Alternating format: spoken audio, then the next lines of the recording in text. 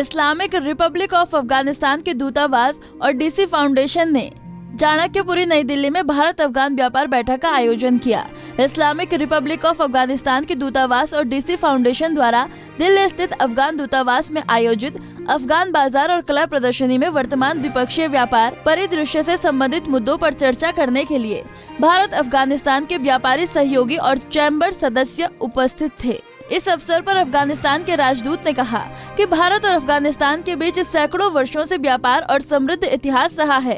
वर्तमान में भी व्यापार हो रहा है और हम व्यापार संख्या बढ़ाने के लिए समाधान और तरीके खोजने की कोशिश कर रहे हैं। राजदूत ने 2 दिवसीय अफगान बाजार और कला प्रदर्शनी का उद्घाटन किया है, जहाँ पेंटिंग प्रदर्शनी के साथ अफगानिस्तान कालीन, सूखे मेवे और केसर प्रदर्शित किए गए।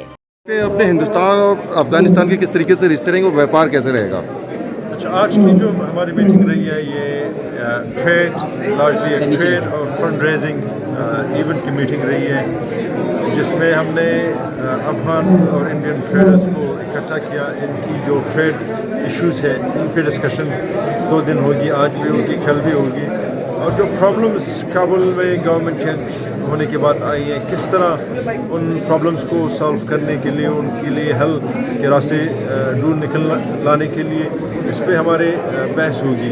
और इसके अलावा जो नीडी लोग हैं, जो ज़रूरतमंद लोग हैं, जिनके साथ एमबीसी का कंट्रैक्ट है या हमारी एनजीओज़ हैं, उनको इधर भारत में जो अपने पार्टनर्स एनजीओ हैं उनके साथ कनेक्ट करना है। तो ये 2 मेजर ऑब्जेक्टिव इस प्रोग्राम के थे। जिस तरीके से आज आप लोग व्यापार की अगर बात कर रहे हैं, तो क्या पहले से अब में व्यापार में कुछ सुधार हुआ? और कल जो बजट पेश हुआ उसको किस नज़रिए से देखते जो गवर्नमेंट ने बजट पेश किया? व्यापार में तो अभी तक बढ़ोतरी आई है। पिछले 9 महीने में अगर हम आंकड़े देखें, हम अरकाम देखें, फिगर्स देख लें, तो हमारा ट्रेड पे उतना बुरा असर नहीं हुआ है, बल्कि ट्रेड थोड़ा मार्जिनली थोड़ा बढ़ा है। ये एक अच्छी न्यूज़ है। दूसरी, जो कल बजट की अप्रूवल हुई है उसमें अफगानिस्तान के लिए 200 करोड़ रुपया अफगानिस्तान की डेवलपमेंट के लिए रखा गया है और 100 करोड़ रुपया छाबहार पोर्ट के लिए रखा गया है। तो इसे हम अप्रिशिएट करते हैं, भारत की सरकार को शुक्रिया कहते हैं कि बुरे समय में भी इन्होंने अफगानिस्तान का साथ नहीं छोड़ा।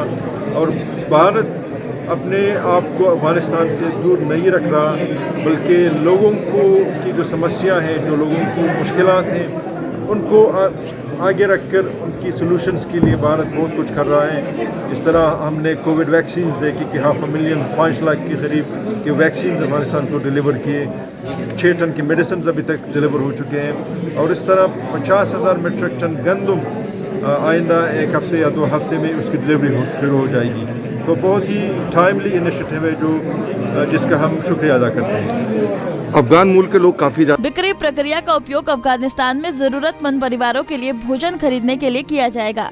कार्यक्रम के दौरान ओरियन इंटरनेशनल ने 50 अफगान शरणार्थियों के लिए 100% छात्रवृत्ति की घोषणा की। उनके एमडी दिनेश सूद ने कहा कि हमें अपनी कई पहलों और भविष्य के सहयोग की आशा के साथ साथ भारत में अफगानिस्तान और शरणार्थियों और छात्रों का समर्थन करने में खुशी हो रही है। सीडी फाउंडेशन के निदेशक चारुदास ने कहा कि ये मुश्किल समय है और ऐसे में लोगों का जुड़ना बहुत जरूरी है।